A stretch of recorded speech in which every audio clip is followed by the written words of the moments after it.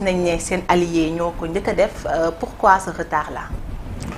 waaw merci beaucoup ci invitation bi ngeen ñu invité fii ci Presse Afrique ñu nuyu seen internaute ak ñi leen di seetaan yëpp ci àddina bi di nuyu di féliciter également borom kër gi Ibrahima Lissa Faye di rafetlu liggéey bu rafet bi muy def waaw démb def nañ investiture bi ñu def ko ci timing bu baax parce que à la suite de l'AFP, de Al-Sar et également du Parti socialiste, Alliance pour la République aussi organisé le Conseil national de l'Alliance pour la République. Après ñu transformé ko en congrès d'investiture pour investir le candidat Amadou Ba. nga xam ne yaakaar bu rëy lañ am ci moom. au-delà de l'APR de la coalition Benno Bokk Yaakaar. réew mi am nañ yaakaar ci moom. d'accord pour mu doon koo xam ne war na mun a jiite Sénégal. ci jàmm. en consolidant lépp li nga xam ne moom lañ fi jot a def te mottali yéene président de la République ak coalition Benno Bokk Yaakaar. d'accord alors yaa ngi koy wax sax nee nga ci timing bu baax dangeen ko def ci 2 mois avant les élections ba presque parrainage bi jeexee lan moo tax retard boobu en plus tam maa ngi la koy doon laaj lan moo tax ngeen xaar ba seen alliés yi ñoo ko njëkk a def avant yéen. waaw noonu lañ ko defee woon 2019 ah. Ouais. 2019 exactement noonu lañ ko defee woon alliés yi ñoo njëkkoon def. ensuite APR def. loolu moom amul problème bu particulier ah. Investiture il faut avoir le bon rythme le bon timing te yaakaar naa ne. amul ci benn jafe-jafe de ce point de vue. D'accord alors le président de la République Macky Sall président aussi de APR Alliance pour la République démb ñu gis ne li ngeen ko investiraat pour mu nekkaat à la tête de votre parti en fait est-ce que lan mooy waral ngeen jëlaat ko tabaat ko ci parti bi. mais loolu c'est d'évidence le sunu parti moom moo ko inspiré. Les lignes politiques yi nga xam ne moom la ñuy porter. donc loolu et puis c'est un unificateur un pacificateur il a une grande sagesse et une grande expérience boo xam ne ba léegi nii effectivement soxla nañu ko le candidat Amadou Ba mi ngi ko doon rappelé donc ça nous paraît tout à fait normal. malgré li muy dem. waaw loolu jotewul dara. loolu jotewul dara xam nga oui. comme que dafa rek daal di teggi lu jëm ci wàllu woowee li nga xamante ne moo di 3e mandat woom bi est-ce que jotul woon rek mu daal di jug ba tey ci boppu bi les partis nekk ci ginnaaw rek di leen xelal di leen orienté. waaw xam nga jiite parti mooy loolu mooy dinu xelal dinu orienté. sunu candidat c'est Amadou Ba moom lañ souhaité Sénégalais yi jox ko confiance. Pour mu présider aux destinées du pays et de la République du Sénégal donc loolu mooy li am solo. Maintenant des expériences comme le président avec le bilan qu'il porte. ak c'est important que mu gunge ñu moom la ko effectivement le candidat Amadou Ba doon wax il faut nga ànd ak ñun te loolu yëpp c'est cohérent. amul benn jafe-jafe il faut que Sénégalais yi je pense en tout cas pour répondre. ci laaj bi nga doon wax àddina day dox am nu muy doxee. sunu réew def na ay jéego yoo xam ne kenn naatable wu ko ci vision. ci réalisation ci impact ak sur bilan. le bilan est simplement colossal il est difficile même nga di ko décortiquer sur la croissance économique sur les infrastructures sur les instruments de mesure de la croissance sur la bonne gouvernance sur l'enseignement supérieur. mais monsieur Mao croissance économique bu ko société bi amul domaine booy jël. boo xam ne d'accord ma nga ne société bi sentir ko. da ngay laaj rek ñi xëy di jël TER bi chaque matin le gain économique qu'ils ont.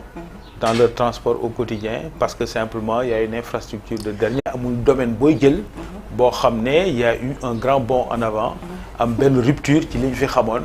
ak li nga xam ne moom la ñuy gis à proprement dit. Mais ça veut pas dire que le Sénégal est un pays développé et émergent aujourd'hui. D'accord. L'objectif c'est d'arriver à 2035 à cette réalité. Comme le président tabax gi am na solo waaye biir yi fees daal dafa mel ne moo oui bon.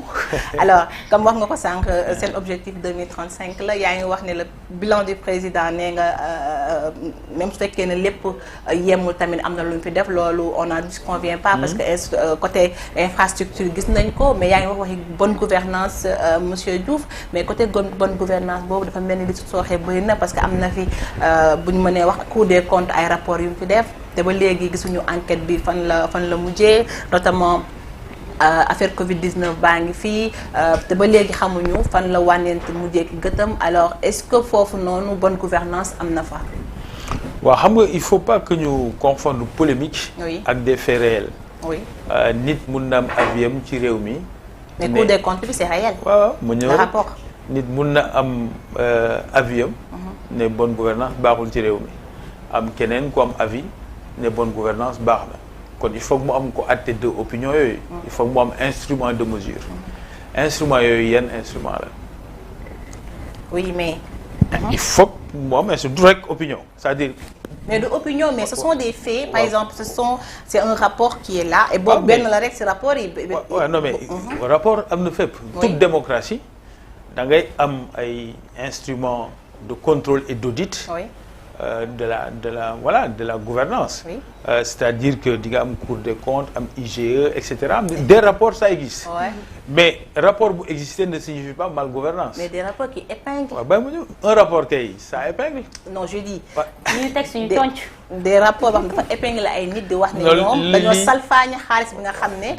dañ ko attends je m'explique. xam nga tey fekkee rapport def ne dañ doon jaay ay masques à 3500 voire 2000 3500 rapport bu leen ne xaalis bi fii dañ ko waroon dugal mais dugaluñ ko fa. rapport bu leen ne am na ñu doon dem di retirer alors que xamuñu fu ñu def xaalis bi te ba léegi enquête bi quand même. ñun journalistes yi xamuñu fu mu mujj. waaw da ma laaj ma bëgg la tontu. allez-y te mënaguma tontu. ba léegi d'accord waaw xam nga loolu c'est des faits yoo xam ne. c'est une enquête ñu génne enquête yi ne lii xew na ci li xew mais d'abord il faut mu dem justice ñu xam lan la. Ouais. mais une enquête la sur combien d'enquêtes. Cour des comptes combien d'enquêtes lay def. c'est ce que j'ai dit tout à l'heure. non ñaata enquête lay def. c'est des dizaines des centaines. effectivement démocratie buy fonctionner. ak gouvernance ouverte. mooy am Cour des comptes buy def ay rapports. un pays bu tëju bu doon dictature amul Cour des comptes buy def enquête donc que enquête am c'est normal mais ça signifie pas que réew mi dañ ko téye baaxul ci wàllu gouvernance et puis opinion la rek. opposition bi day wax li nga wax nii exactement. une certaine société civile wax la même chose mais kii natt gouvernance réew mi ban instrument la koo xam ne su ko waxee kenn mënu ko naatable. gis nga des institutions comme l'institution Mo Ibrahim. oui kenn moomu leen. Mo Ibrahim moo am xaalisam. c'est un multimilliardaire. créer un instrument de mesure de la bonne gouvernance ci réew. nga xam ne day xool enquêtes yi. xool la position de la femme. xool l'accès à la liberté d'expression. xool l'accès au foncier. xool tous les critères. daal di natt ne réew mi seen bonne gouvernance mi ngi dox seen gouvernance ñu ngi koy améliorer wala améliorer wuñ ko am na beneen. bu tudd initiative sur les transparences pour la transparence dans les industries extractives. moom itamit instrument de mesure boo xam ne le Sénégalais créé wu ko. waaw Sénégalais créé ñu ko mais d'abord il faut le dire. xaaral danga ma laaj ma bëgg a tontu. oui allez-y ma tontu. allez-y. alors nga jël ITIE instrument bu transparent du opinion nit ñi rek. c'est un instrument international ni muy natte Sénégal noonu lay natte yeneen i réew. nga jël les Moody's nga xam ne c'est des agences de notation ci Sénégal. etc. boo ci jël. en 10 ans le Sénégal a fait 10 points de bon en termes de ranking. et c'est objectif. oui nga jël Mo Ibrahim loolu la nga jël ITIE loolu la nga jël les agences de notation sur le Sénégal sont positifs. mais barki démb c'est pas le Sénégal c'est pas le gouvernement du Sénégal c'est les États-Unis d'Amérique sur la base de l'observation objective de li Sénégal di def en matière de bonne gouvernance ñu valider. des projets importants à financer. mais loolu dinañ ci ñëw États-Unis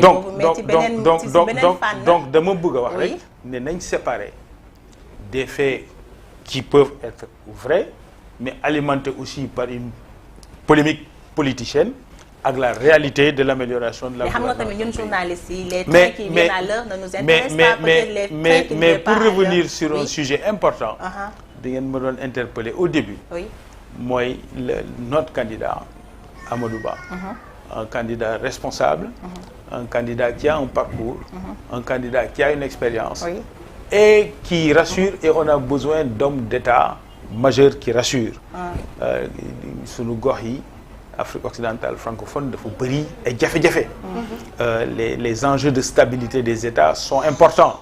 Donc il faut que ñu am ay kilifa yu mot kilifa te Amadou Ba bokk na ci kilifa yooyu nga xam ne mun nañu am yaakaar ci ñoom.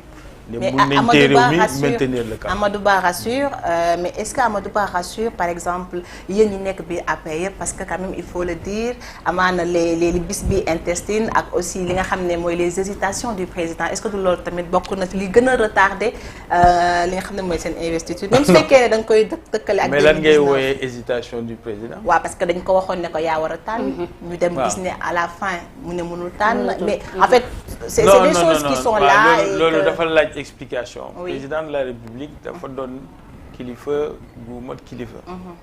boo xam ne dans sa démarche politique dafa boole ci ñëpp ak dajale njaboot dafa bokk ci démarche am. du ko xam ne danaan APR là je gère seul avec les membres de l'APR. Il a toujours été nit koo xam ne day déglu ñëpp. inclusif ci démarche am. de sorte que ku ne gis ci boppam donc ndam ba ko ñëpp ne tànnal. mais nee na aussi teranga kenn du ko fab yow kese këf ko dem ak moom da nga ciy waxtaan ak ña la jox confiance mu teg un processus pour ñëpp mun a waxtaan. doon benn nga xam ne au bout du processus le choix est fait mais dañ ko teg ci ay critères ak waxtaan ci sunu biir ba choix bi tombé effectivement ci Amadou Ba. D'ailleurs bi ko président Moustapha Niasse di lire texte bi gis ngeen critères yi mu définir. pour le choix ba ñu aboutir ci choix boobu. D'accord, léegi nag li ci des waaw biir néegu sëy sax wala bañ ak làmmiñ sax dañuy matante. léeg-léeg mu jafe am jafe-jafe. mais li am solo. mooy li nga xam ne dynamique bi. te gis nañ ko démb dynamique bu baax la. bon ñu ànd nag grincement du ñàkk. mais l'essentiel mooy ñu poursuivre le cap maintenir ko. et waxaat nañ ko démb ce qui est important. C'est l'unité. L'unité est la clé de la victoire. Et ñi ngi ci yoon bi bu baax a baax et démb les images la ferveur autour du candidat était particulièrement positive et ñu ngi koy apprécier bu baax a baax. Justement parlant du candidat Amadou Ba, vous l'avez dit, un candidat qui rassure, ce sont pas mes mots, c'est vos mots. ci jamono ju nga xamante ni au sein de Benno Bokk Yaakaar nit ñi ngi di dem lu ci bare gannaaw rek ba njiitalum réew mi daal di xamle ni rek ki mu bëgg mu daal di koy utu ci boppu Benno Bokk Yaakaar moo di Amadou Ba ci dem googu sax nag mu nekk ay li nga xamante ne doole mënees na cee xaw a wàññeeku ci jamono ju nga xamante ni njugu jëmbali li nga xamante ni moo di présidentielle yi à moins de 2 mois des élections présidentielles wala sax à moins de 3 mois des élections présidentielles est-ce que jàpp nga ne Amadou Ba am na taxawaayu tenir le flambeau ba daal di fi mën a wutu le président de la République. waaw loolu laa la dëggalal sànq ni am na jaar-jaar bi am na mat gi am na profil bi moom ci boppam ci jaar-jaaram compétence yi mu am.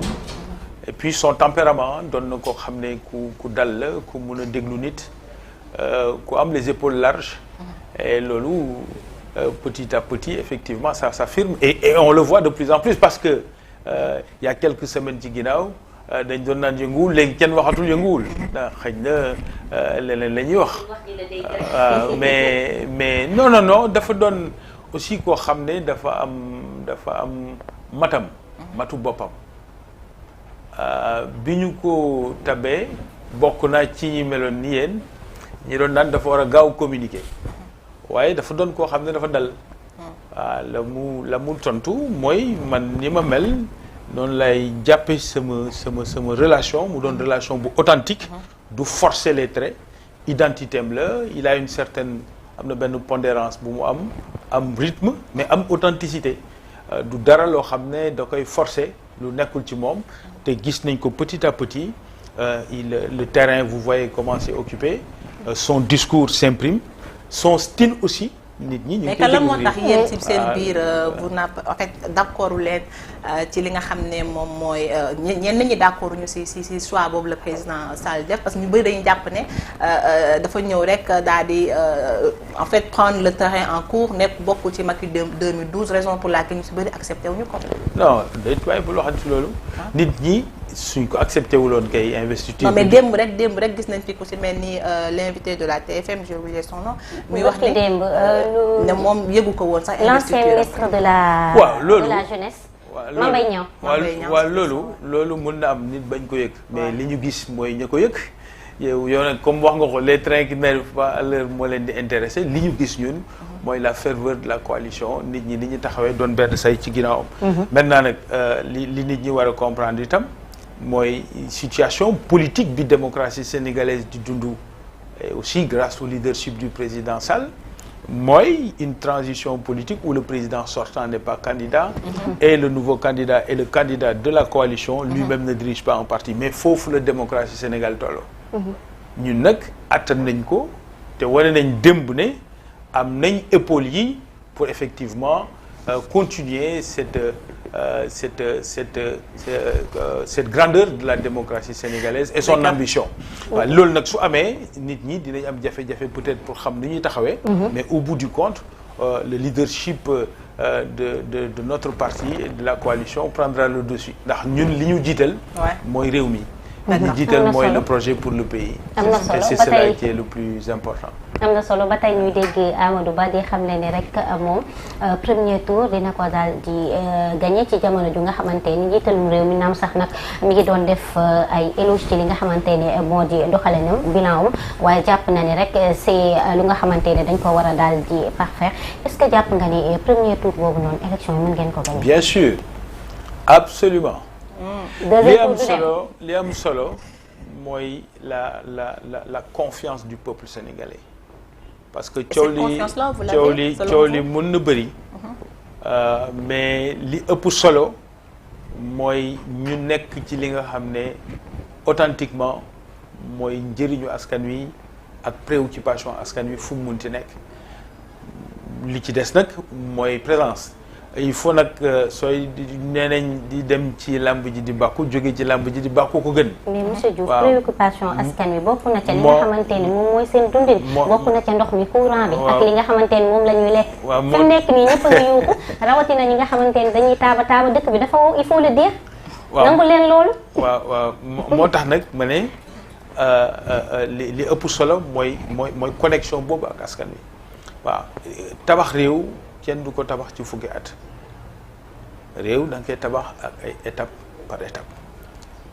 mais il y a des priorités ku xool Sénégal. na meloon ak xool ko tey ci xar kanamam xam nga ni réew mi du benn. côté institution infrastructure. pas que infrastructure. si parce que infrastructure sax dafa am lu ko njëkk. enseignement supérieur.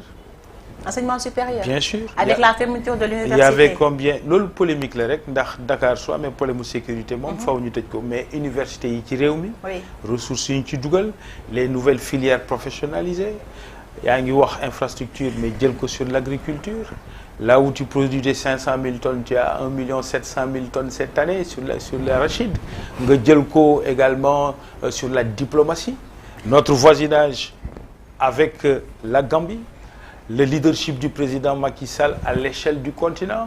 nga jël ko dans le sport madame. nga jël ko n'importe quel secteur y compris même les denrées de première nécessité. Vous savez pourquoi? Oui denrées yi am na crise actuelle qui est une crise mondiale. liée déedéet pas que ñoo ko fay coller. c'est là aussi il faut avoir des critères objectifs. du waxu kese nii waxuma waxu kese. c'est-à-dire que même ce que c'est mondial aussi amaana président bi am na des subventions. mais gis nañu électricité bi dafa dindi subvention bi sax Sénégalais yi gën a sonn. waaw dama bëgg a daaneel rek. les subventions. ñu ngi koy continuer di maintenir sur beaucoup de denrées moo tax ñu di ko supporter mais l'augmentation des prix de denrées nekkul spécificité Sénégal. Par contre pendant 10 ans yërmande président de la République nga xam ne feeñ na bu baax. ci ban côté. ci bourse de sécurité familiale yi feeñ na bu baax sur le maintien des prix des denrées de nécessité à des prix yoo xam ne sur 10 ans jógul jusqu'à la crise économique mondiale loolu mooy la bonne information aussi qu'il faut donner. waruñu rek di naan denrées yi dafa cher dañu war a wax askan wi ne denrées yi su chéré c'est une crise mondiale parce que loolu mooy dëgg parce que avant crise mondiale bi toutes les denrées y compris ma daaneel foofu y compris sur l'électricité benn ci ñoom jóguloon parce que l'État dafa amoon yërmande ci askan wi moom la am ba léegi waaw ba mais crise bi nga xam ne moo tënk ñëpp moo tënk aussi Sénégal et malgré tout effort yi ñu ciy def pour maintenir le prix au plus bas c'est significatif soo ko comparé ak réew yi ñu wér yëpp xam nga ne du benn. Monsieur Diouf, en fait je m'excuse du terme, vous êtes en train de faire la communication du gouvernement mais. lu ñu wax rek nga ni non attendez lu ñu wax nga ni lu ñu wax non mais dañoo bëgg tey. ñu faram fàccee mbir yi parce que yow lu ñu wax rek nga ni polémique la. selon vous mais quand même yaa ngi koy wax sànq li nga xam ne moom mooy waa États-Unis daal dinañ àddu ci li nga xam ne moo xew Sénégal il se dit même préoccupé par la démocratie la façon dont se passent les choses. fan la ko waxee. en fait mi ngi ko waxee foofu nga xam ne mooy la commission sénatoriale des relations étrangères du Sénat américain. waaw Sénégal non loolu. il se dit préoccupé pour est-ce que le Sénégal va avoir une élection inclusive. Parce que là dont se déroule la façon dont se déroule en tout cas la démocratie sénégalaise, on voit des arrestations à tout azimut, on voit un Sénégalais lambda pour ne pas dire Ousmane Sonko emprisonné. Alors et aussi on voit l'administration qui refuse de lui remettre ses fiches malgré une décision ou bien des décisions judiciaires. Alors vous dites que les Américains ont salué ce qui se passe au Sénégal? Non, question bi mooy lan.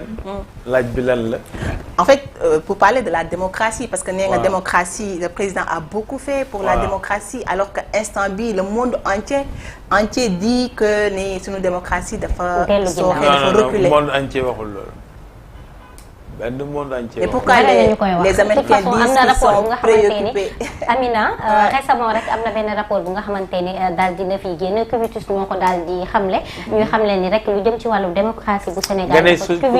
Cuvitus moo ko génne. ñooñu fu ñu nekk gis nga soxna si. c'est des West américains. ba tey wax ji mi ngi fi rek les preuves sont là wax ji mi ngi fi bu leen détourné ñoom ñi nga xam ne ni suñu démocratie dafa salfaañewu ba ci li nga xamante ni rek moo di bañ koy daal di comparé yenn dëkk yu nga xamante ni ñi nga xamante ni rek moo di militaire ñoo koy daal di jiite. waaw yàlla nañu ci yàlla musal yàlla bu ñu mel ni réew yi nga xam ne militaire ñoo ko jiite nañu sant yàlla bi ñu munee toog ñun ñuy waxtaan. man ma bokk ci pàcc nguur gi ngeen doon ay journalistes yu xarañ di ma poser ay questions te xalaatu leen benn yoon bi ngeen may laaj question ne y a un risque pour quoi que ce soit. loolu mooy sunu démocratie. bu ñu nangu soo nekkee ci sa métier kenn waru laa mën a def mais moom laa lay wax nii nag mais attention. ña koy def convenablement. waaw dama bëgg a terminer rek. te dafa am solo li may wax. loolu li tax nga mën ko def avec liberté. et liberté de conscience.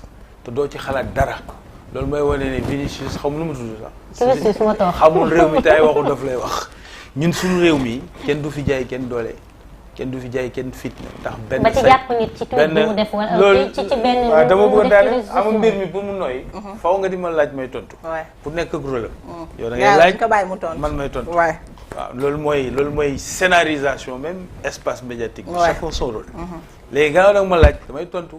société civile boobu xamul réew mi ndax su xamoon réew mi du ne yow mii da nga nekk ci réew moo xam ne dañ jaay nit ñi doole ci seen liberté de conscience seen liberté d'expression yéen rek seen toogaay yéenay manifester le démenti cinglant contre cette société. Parfois on a peur de dire certaines choses au risque d'être arrêté. Maintenant les journalistes même ont peur d'exercer correctement. Même la population des fois da ngay dugal dara ci yow ni ma ko ragal yaa ngi nii ba may wax ak yow sànq ba léegi yaa gis sant yëguma ci yow ab ragal te yëguma ko ci yow mii non loolu buñ ko foyee xam nga ndax buñ ko foyee. bu ñu nangu sax ku jóge bitim réew. ñëw di ñu gëm loolu parce que loolu nekkul. te ñun ñii xam nañ ne loolu nekkul man xam naa bi may ñëw fii xamaguma leen woon mais xam naa ne ay journalistes yu moom seen bopp te la ñu xalaat lañ may laaj te dara du leen ci fekk moo fi nekk te looloo ne fi Presse Afrique nag ku nekk xam na ne journal bu libre la quand même li mu xalaat da ngay wax maintenant nag démocratie c'est pas chien-lit. Oui.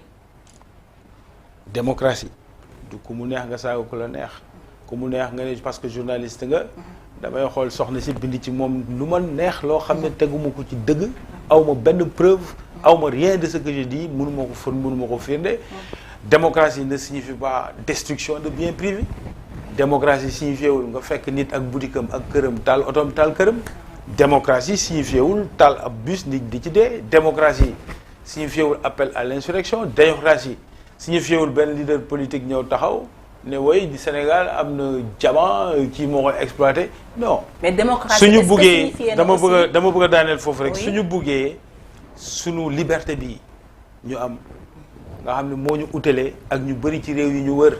ak sur le continent. parce que dañu am liberté de conscience liberté d'expression am un modèle démocratique société civile bu am doole suñ ko buggee loolu suñ ko buggee sàmm suñ buggee sàmm loolu faw ñuy teg suñu discours médiatique ci luy dëgg bañ ko teg ci ay loo xam ne c'est des rumeurs ou des discours politiques fondés sur rien du tout. Une question qui me tient à cœur. Est-ce que libération veut dire, démocratie veut dire une administration qui refuse d'appliquer une décision de justice? Non, xam nga. C'est ce que je voulais poser. Mais xam nga. Waaw. Lan mooy démocratie ak état de droit. mooy taxaw. ne su ma bokkul ci élection yi dëkk bi tàkk. wala mooy une administration bu am décision de justice mu tontu. ne du point de vue du droit. procédure bi n'a pas encore le sceau de l'autorité de la chose jugée mooy jeexagul. décision bi n'est pas définitive. voilà loolu administration Sénégal moo koy wax du administration Mademba ou Massamba. mais dafa tontu du point de vue. mais ici il y a des lois qui disent que la décision est exécutoire. da nga ma laaj ma di la tontu. d'accord allez-y. ah léegi tontu bi mooy jaay doole mooy su ma bokkul dëkk bi tàkk loolu mooy doole mais tontu la par écrit. ne la yoon li mu wax selon le droit. décision bi ça ne souffre pas du sceau de l'autorité enfin n'est pas sous le sceau de l'autorité de la chose jugée. kooku argument de droit la jox. mais droit aussi dafa ne. waaw dafa nekk da nga laaj soo dul laaj mooy tontu rek waxtaan bi day jàpp. sinon ma déglu la ko. voilà alors dafa tontu. li am solo. du xëccoo bi de entre kii naan c'est exécutoire ak kii naan. ça ne souffre pas ça n'a pas encore le sceau de l'autorité de la chose jugée xam nga li am solo pour ñun. parce que doo avocat du ma avocat doo juge du ma juge xam nga li am solo mooy argument bi du argument doole ak dóorante argument de droit la te ci yoon lañ cee atte. loolu mooy différence. mais yoon déedéet loolu mooy différence entre état de droit ak état boo xam ne état de force la jaayante doole la moo tax que DGE dem outil argumentaire. mais joxe ko par le droit ay avocat am droit def recours juge bi def tribunal am daal di juger. est-ce que ñu ko woon jox affaire am. non loolu du opinion loolu du sa opinion. non je parle de droit parce que quand même on a fait droit aussi. defal ndànk mais doo juge. non oui état dañuy sukkandiku ci non état bu ñu mënuñu mus a fexe. oui. ba yow nga am sa intérêt privé. keneen am intérêt privé. nga ne yow le droit sa buntu kër lañ koy teg su doon loolu kon atte yomb ku nekk da ngay wax sa dëgg bopp. li nga xam ne dafa am ñu jàng droit. am ñu jàng atte. am ñu doon ay juge lu tax ñu mën a dëkk ensemble. c'est que argumentaire bi. argument de droit lay doon. des textes bien définis. oui mais juge bi nag. puisque il faut que mu am ko atte. dans l'institution juge de Dakar lu mu wax ak bu Ziguinchor xam nga lii mooy polémique. non en fait. ce sont des décisions yi nga xam ne dama la bëgg a déglu rek. lii mooy polémique. polémique mooy jël sunu justice. teg ko ci mbedd mi. naan juge bii moo baax kii moo bon c'est pas ça. xam nga c'est pas ce qu'on a dit. waxuma yéen de.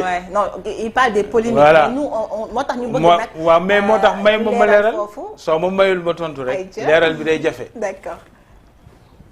juge yëpp ay sénégalais lañ. amul ci keneen kuy japonais wala leneen. ñun suñu biir amul ñi baax ñi bon. ñoo bokk lépp. ñoo bokk tarixe yi bokk diine ji bokk askan bi.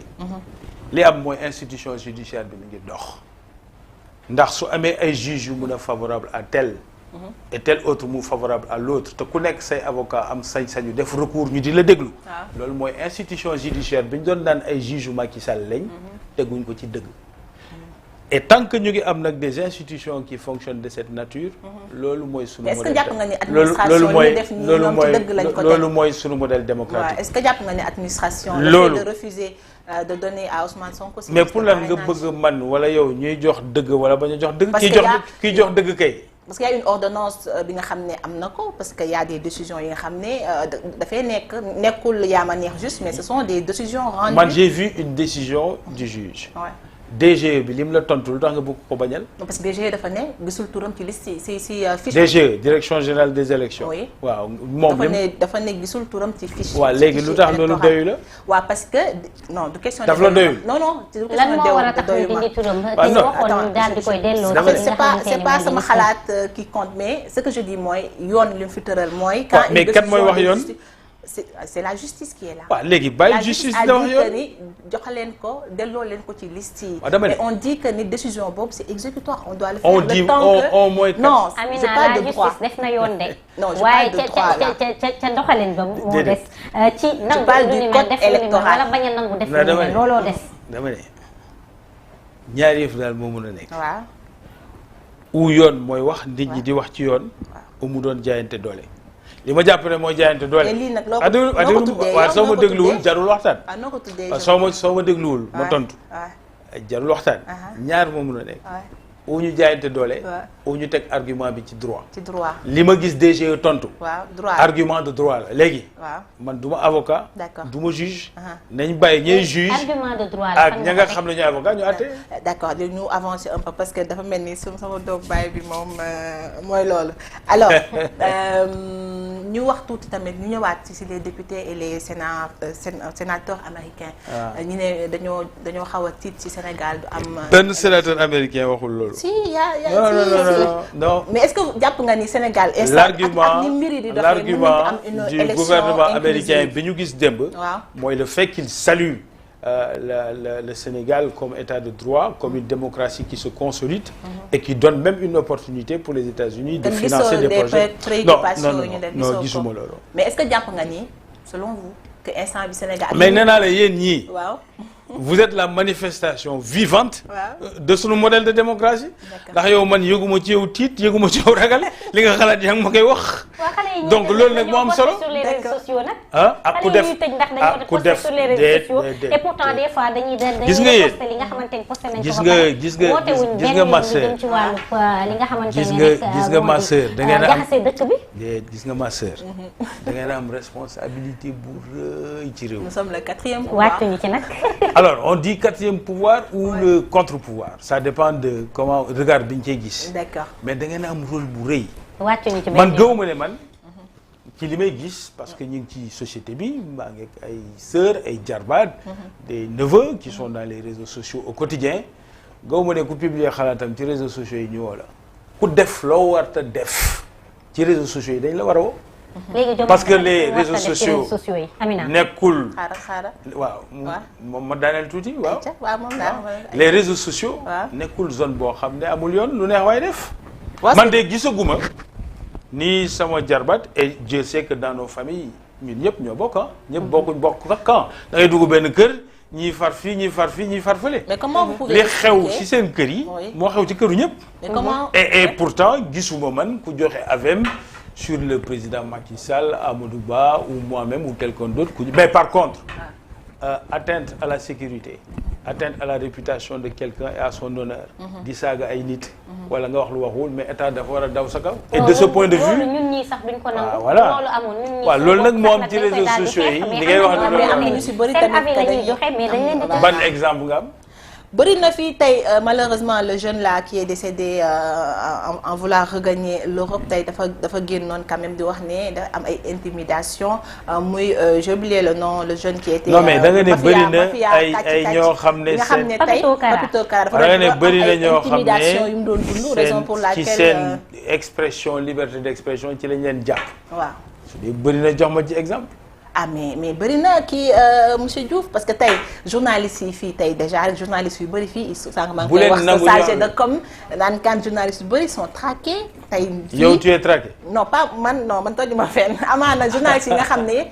dañoo jàpp seen bopp des porteurs de voix. ñi nga xam ne dañuy génn di bëri na mënu ma ko wax. parce que lu bëri kay mën nga cee wax benn. non en fait am na y en a des journalistes yi nga xam ne. carrément nous on sait que ces gens-là ils sont traqués. non man gisuma Sénégal. un journaliste. buy def métier comme fii problème bi ñu am inverse la. on a un problème d'encadrement même du métier. ku jëpp doon journaliste léegi. loolu aussi yéen seen bopp yéen a ngi koy subir. il faut essayer plutôt de gérer la chose ci côté boobu. mais fii réew mi.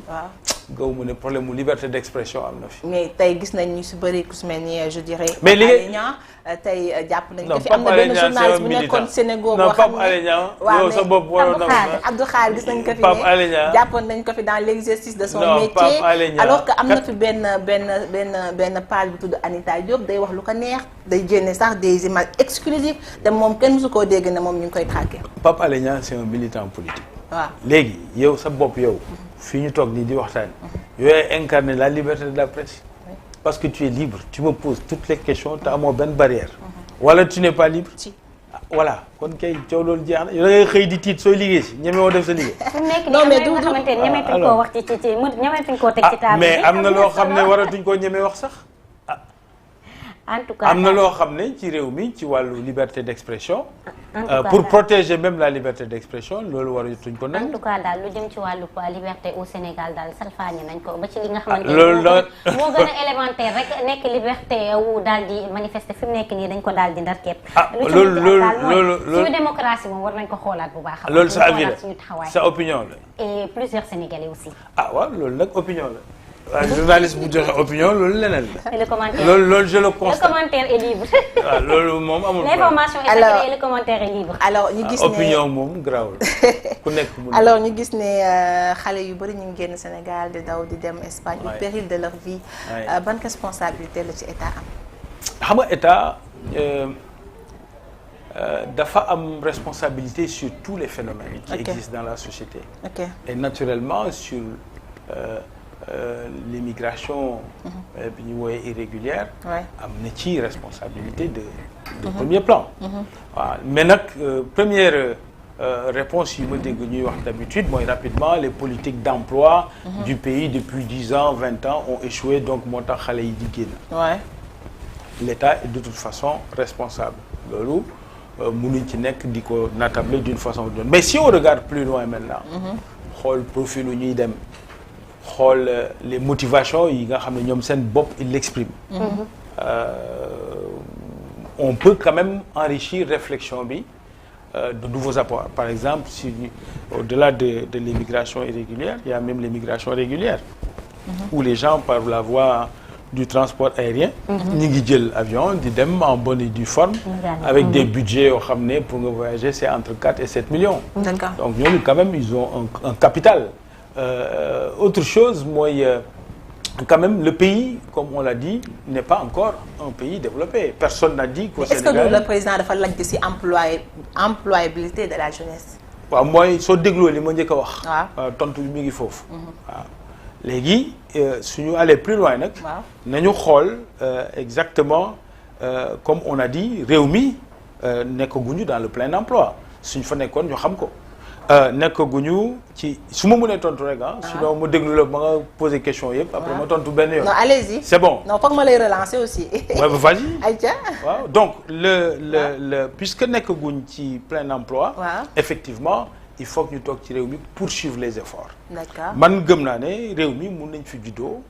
màgge fii former wu fii investir fii réussir fii. C'est tout à fait possible. En général c'est ce que faisaient les pêcheurs d'habitude parce que lébu yi ku leen xam-xam ne tout le temps dañoo bëgg seen réew dañ daan toog fii mais ñu gis ne licence de pêche aussi indi na fi problème bëri ba tax migrants yu bëri ce sont des pêcheurs parce que dañ leen di wax ne mënatoo leen napp fii mënatoo leen yegg fi ba jën sax ñun femmes yi nga xam ne dañuy togg tous les jours on a des problèmes pour retrouver jën même yaboy bi gën a basique mais dañuy gis ne licence de pêche aussi tax na mool yu bëri tey quitté Sénégal loolu tamit pour moi, argument basique là, qu'on entend depuis 10 ans. D'accord. On peut le tenir, mun nañ ko jàpp comme argumentaire. Mais mun nañ dem plus loin dans la réflexion en se demandant, parce que l'économie là aussi. Wow. C'est-à-dire un capitaine de bateau, soit demee di nappi ak li ñu lay fay, soo duggee ci circuit effectivement de trafic de migrants bi, day daal di doon benn économie parallèle. dafa am son pesant doon ndax ñi dañuy fay pour def ko. Donc loolu aussi buñ ko ñàkk bàyyee xel. Maintenant sur la gestion de nos côtes, sur le modèle des licences de pêche et consorts.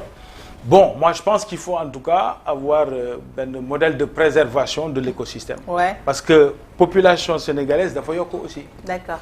Loolu dañ ko ci boole. On est aujourd'hui 19 millions. Il y a 10 ans sur les mêmes côtes et les mêmes océans et sur le même. ma daaneel rek. su ma mënul daaneel du sotti. Alors sur les mêmes côtes et sur les mêmes zones de pêche, la demande de la population a augmenté aussi. Donc moi je pense que réflexion bi au lieu ñu di ko teg rek sur un discours qui parfois, même si c'est vrai, parce que politique bi nga xam ne moom la ñu war a établir avec les licences de pêche, ça doit toujours être au bénéfice du Sénégal. Et je pense que c'est encore le cas. Mais plus que ça, il y a des politiques de diversification. Soo demee ci yenn réew yi napp bi nekkatul rek ci océan bi. Parce que pisciculture ak aquaculture dafa am.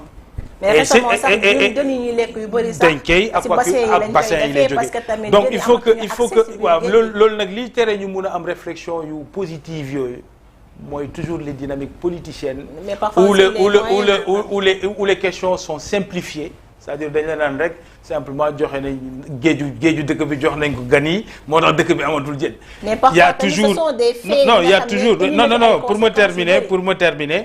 waxuma ne loolu yëpp li ñuy wax amul. il y a certainement une partie de vrai.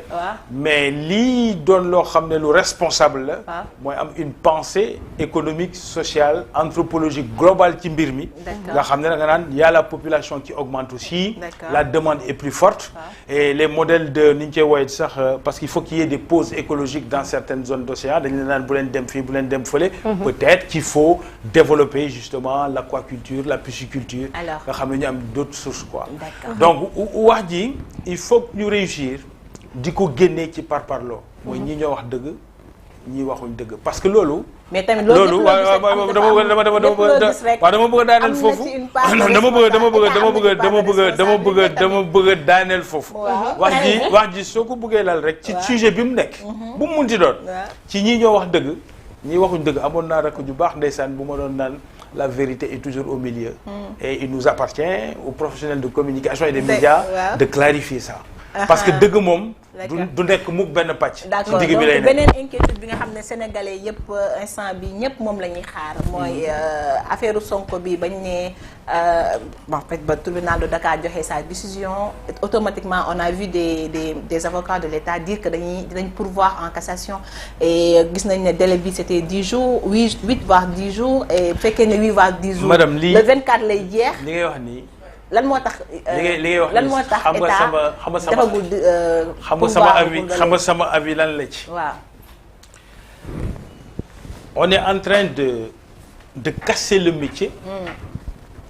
Et de poser maintenant des débats politiciens. Parce que en gros derrière la question que vous me posez li may laaj mooy ndax état nekkul di jouer un jeu boo xam ne au bout du compte. parce que le temps est très court. Pour qui?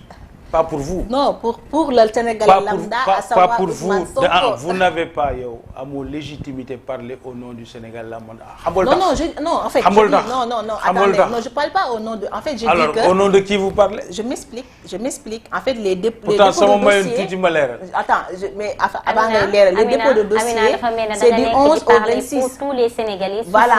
De savoir Non. En fait, non, ce que je dis ça, ce sont des faits parce que les dépôts de dossier devant le Conseil constitutionnel, c'est du 11 au 26. Oui. Tey la 22 je crois. Alors, mais pourtant sama mayoon tuuti rek sama mayoon puisque laaj nga ma et j'ai compris la question. Allez-y. mais même rek ma tontu. D'accord. dama ne. loolu nga wax noonu préoccupation waa ex-Pastef la. du préoccupation sénégalais yi parce que bu ko confondre. D'accord. Et le dire est une faute. D'accord.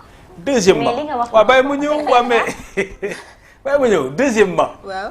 Moi je ne représente pas l'État. Ouais, mais vous êtes le porte-parole d'une de la coalition politique. Bokk Yaakaar. Donc état bi ak coalition politique bi bokkul. état yow la fi nekkal man ñi nekk ex-Pastef ñi nekk dans d'autres et cetera ñëpp la fi nekkal donc ñoom avocats yi soo leen gisee. nga laaj leen ko ñoom. mais li ma jàpp man. li am solo. mooy ndax ki ngay tudd am na avocat yi koy layool. la réponse est oui. ndax suñu demee def recours ñu ngi leen di déglu. la réponse est oui. ndax état du Sénégal am na sañ-sañu. def recours la réponse est oui kañ lay def son recours. xawma ko temps bi jeex na de te yow xamoo 2 minutes 2 jours presque moo des. mais ñoom am nañ ci sañ-sañ wala amuñ ci sañ-sañ. Amina parlant de temps xam naa ñu daal di gën a baral ndax Ndeye Fatou dafa war a ñëw te tey la. d'accord juste une dernière question parce que mënoo fee ñëw ba dem monsieur Diouf en tant que directeur général de l'agence sénégalaise de promotion touristique te duñ la laaj fan nga toll ci en fait démb gis nañ ou avant-hier gis dem célébrer ngeen la journée touristique alors ñu gis ne dafa amoon benn suspension du trafic du sud kañ lay jeex. suspension du trafic sur le sud. Ouais. non démb rek maa ngi wax ak directeur enfin responsable aéroport Cap Skirring trafic baa ngi dox. il y avait une petite tension. c'est vrai lié à un retard mais mbir yi tubaarkalla mi ngi dox. mais nan nga compter def oui allez-y. waaw xam naa ne nag ci 2 minutes. pour ñu wax ci stratégie. dina métti. mais li am solo mooy ngeen jàpp ne liy def tourisme ci réew ak réputation dafa bëri. et donc. il faut que ñun ñuy joxe réputation bu baax ci suñu réew. surtout. alors importance du tourisme tam mun nañ ko waxee ni mun nañ ko firndeel rek ci benn mbir. Arabie Saoudite nga xam ne pays boo xam ne liñ ko xamee woon mooy gaz ak pétrole. depuis ñetti at yi yëpp seen préoccupation ak seen engagement yëpp. ñu ngi ko orienté ci li nga xam ne mooy le tourisme parce que tourisme soft power la. tourisme dafay joxe puissance ci réputation ab réew. suñu réew mi suñ ko ñemee. c'est parce que nit ñi dañuy dégg ne. réewu démocratie lañ réewu jàmm lañ amuñ problème mu waaso. amuñu problème mu tension religieuse. amuñ problème mu tension ethnique et c'est un pays de paix. loolu nag ñun ñëpp ci am rôle. et yéen journalistes yi ak yéen ñaar ñii ma toog waxtaanal tey vous êtes les images ak les symboles les plus vivants de ce Sénégal-là. des jeunes femmes. qui ont été formés, qui assument librement leur mission et qui l'expriment avec vraiment aisance. Loolu mooy sunu xar kanamu taaru réew. D'accord. Y compris également, vous voyez, je pense à la parité à l'Assemblée nationale. 50%, 50%. Loolu amul France, amul États-Unis. Abdoulaye Wade moo ñu ko may. Abdoulaye Wade mais c'est le Sénégal. Oui, c'est le Sénégal. C'est-à-dire gis nga jël Senghor, Macky Sall, Abdou Diouf, c'est d'abord les Sénégalais.